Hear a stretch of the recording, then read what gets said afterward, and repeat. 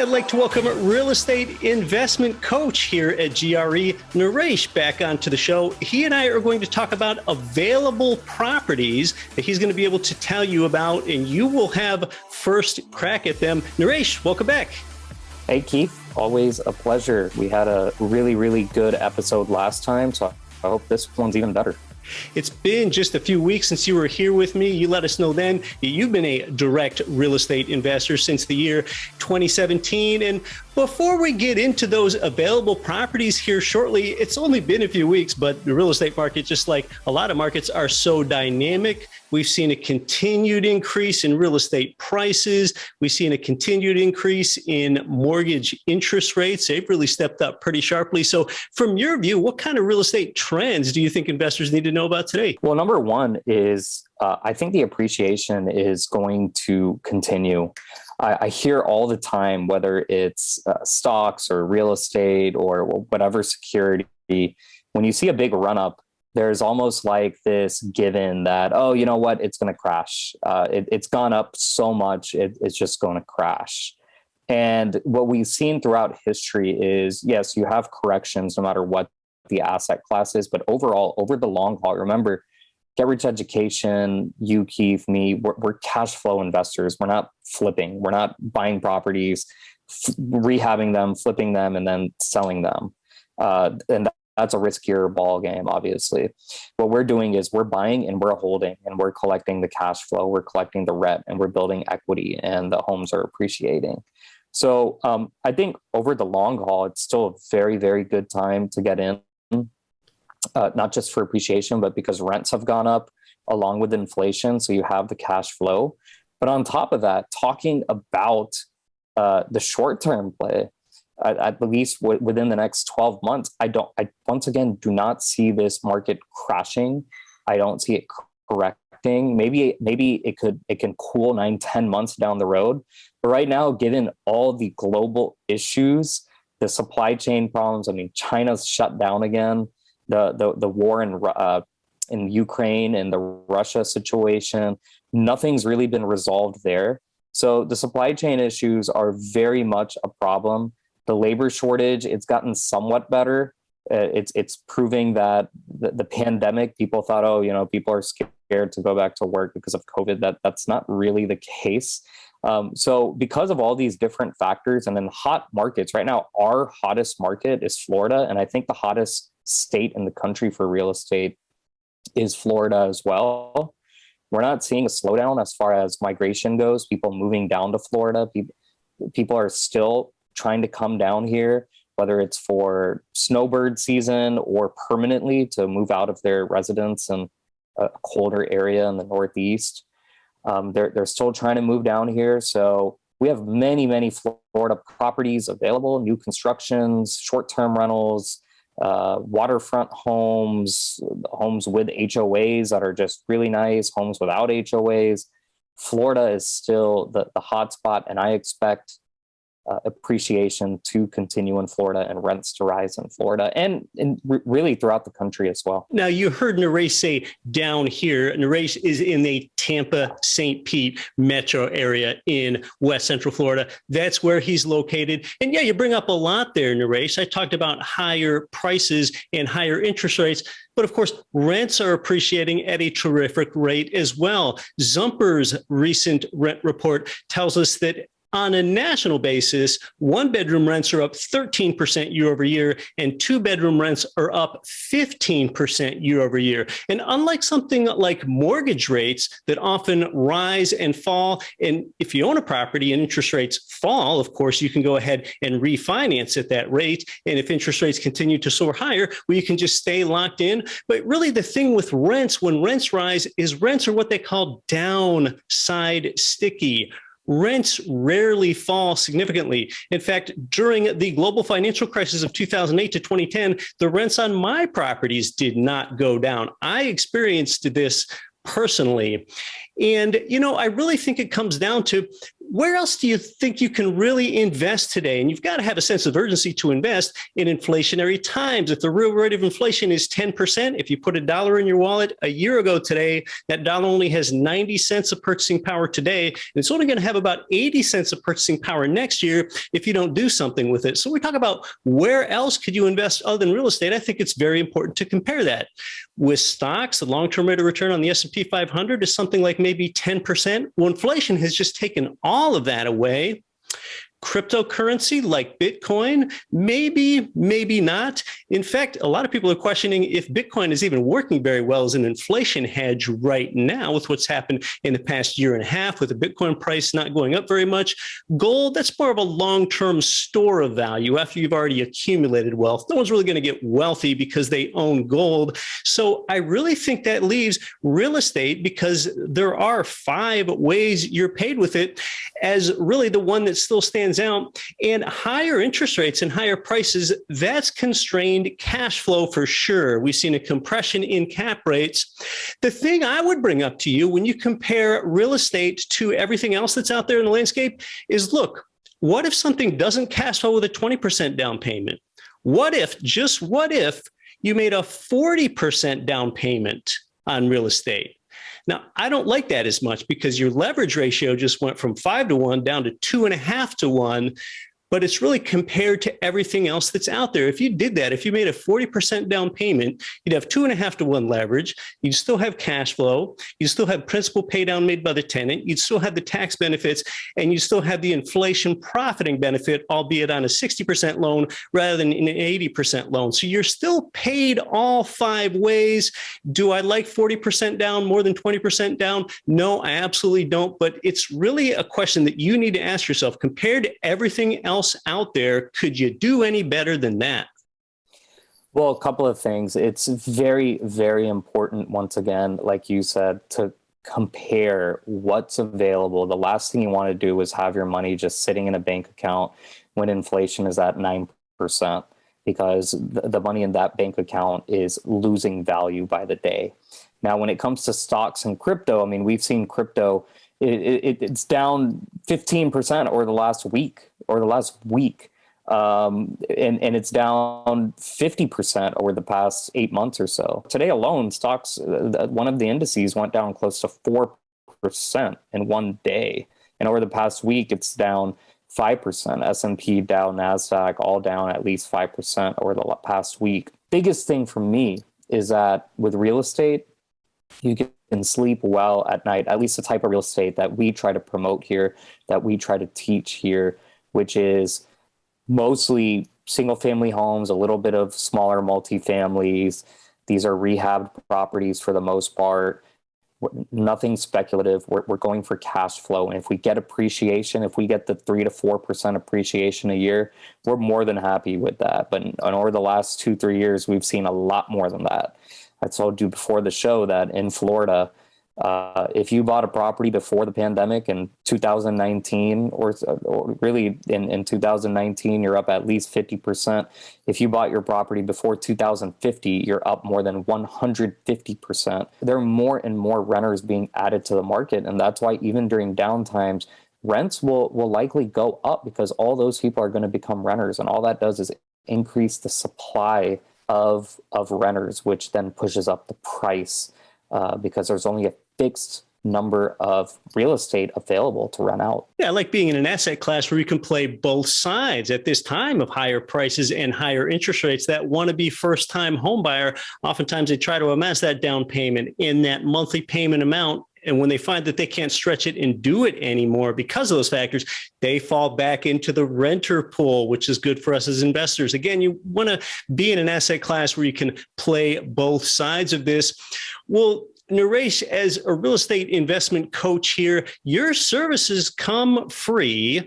Our viewers here can contact you. We'll tell them how here at the end of the show, and you can connect them with properties, and your coaching comes completely free for them as well. So why don't you shortly here tell us about the available properties you have? Are they 1 to 4 unit properties, long-term rentals versus short-term rentals in the portion of the country, and so on? Let us know what's available. People want to know. We have such a low supply. We're talking about what's up, what's down with all these indicators. Supply is down, but we have some. We've got a lot, and it's really a mix of everything. It just depends on what people want.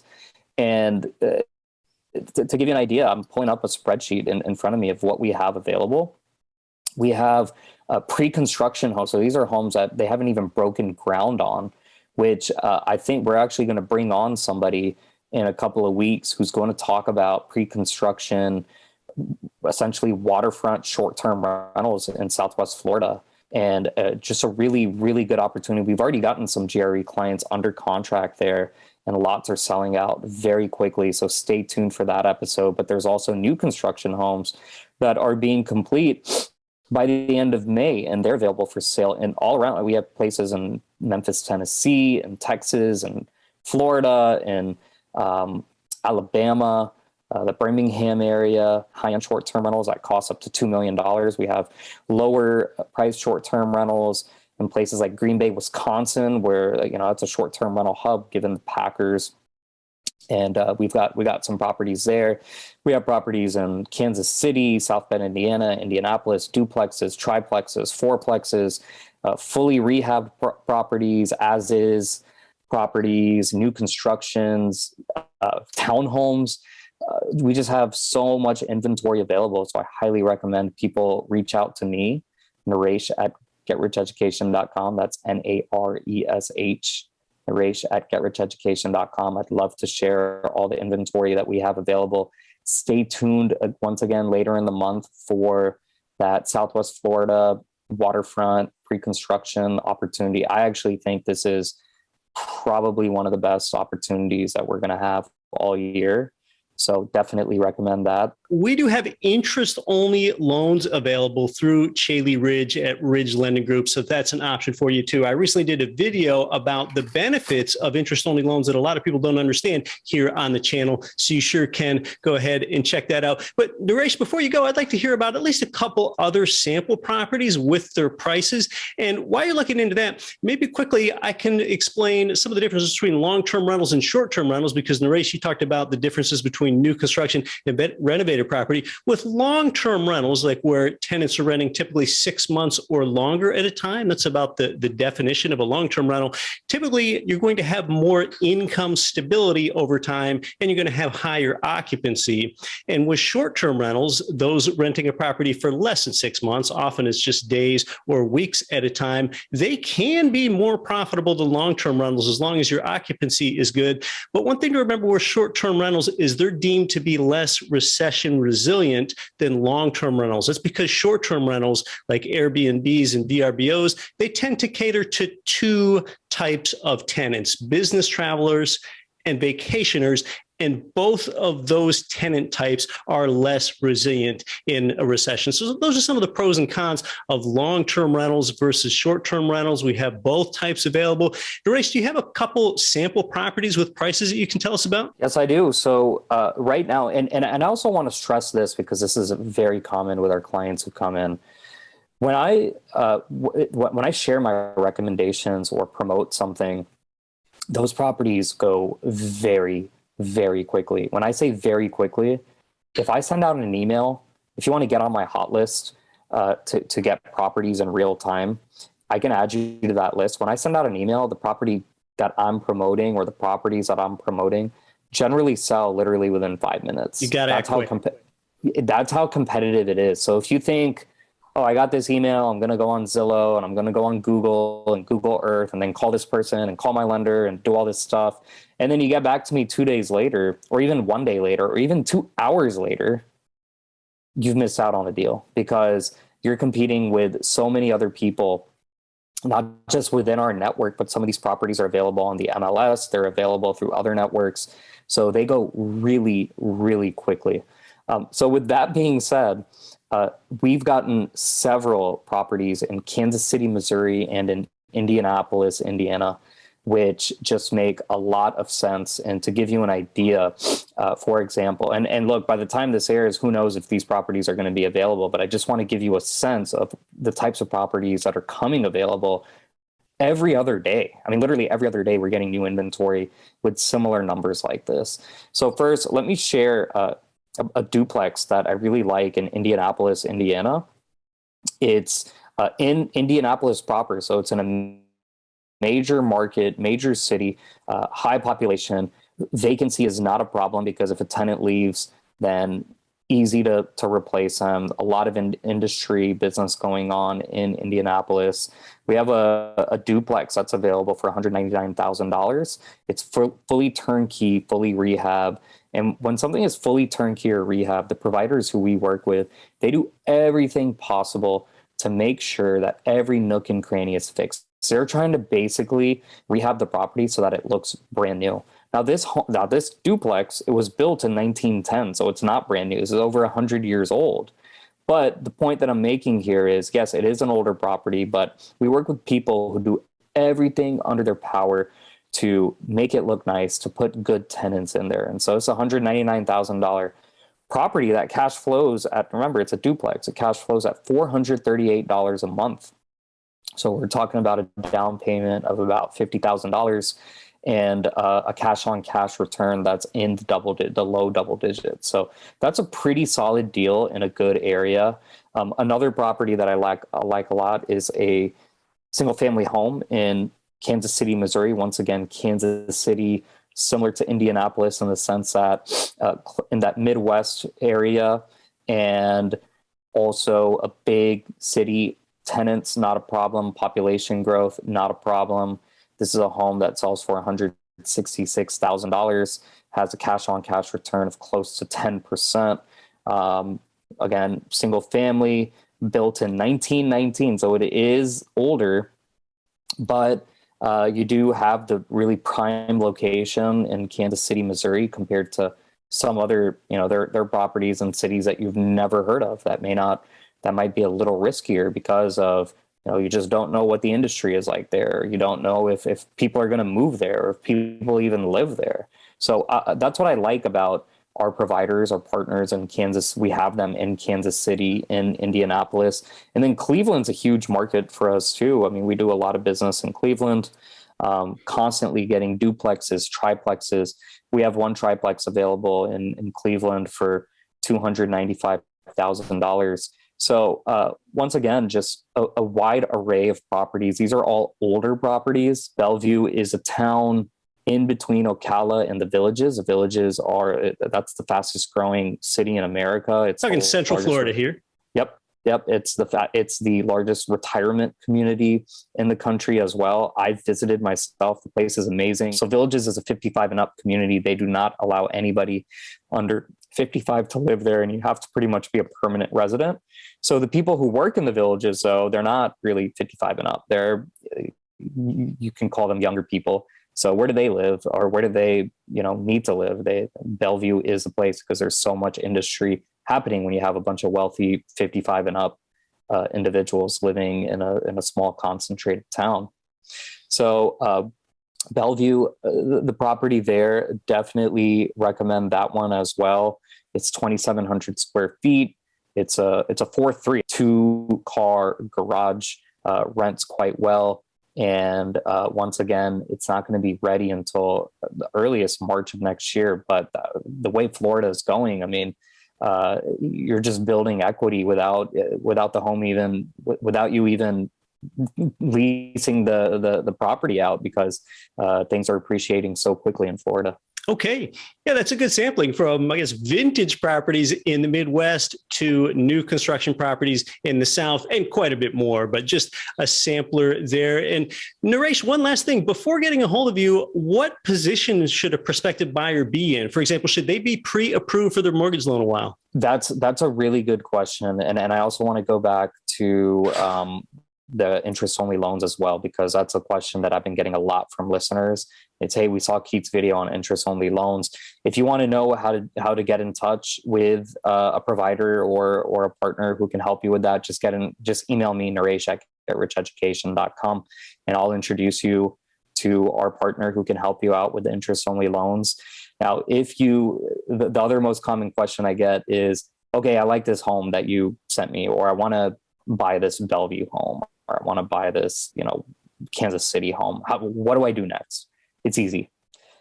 You get in touch with me, you send me an email, and you tell me, hey, I'm ready to move forward on this.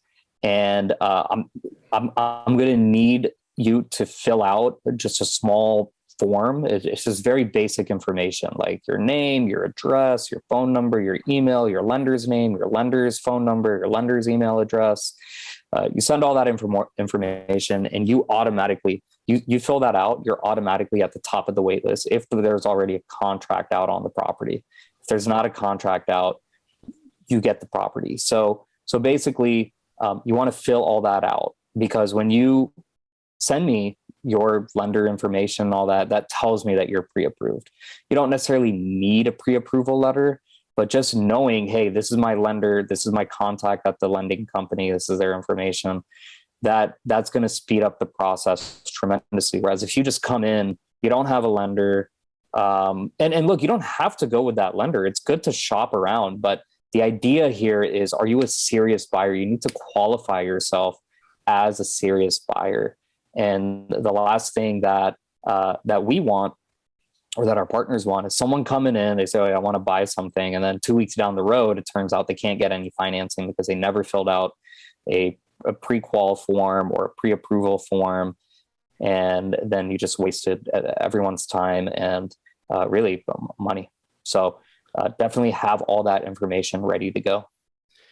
Sure. Again, Naresh is your real estate investment coach here at Get Rich Education. His services are free, and then he can help tailor your needs and your desires to the property that might be right for you as well. You can reach out to him again at Naresh at getricheducation.com. If you want to be sure to get these future videos, since time is really of the essence with low supply, you're probably already subscribed to the channel here, but you do need to click that notification bell. That's how you can get notified when we have a future properties video like this for you between Naresh and I.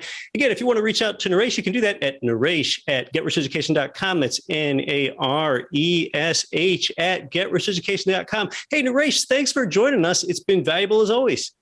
Thank you, Keith. Always a pleasure.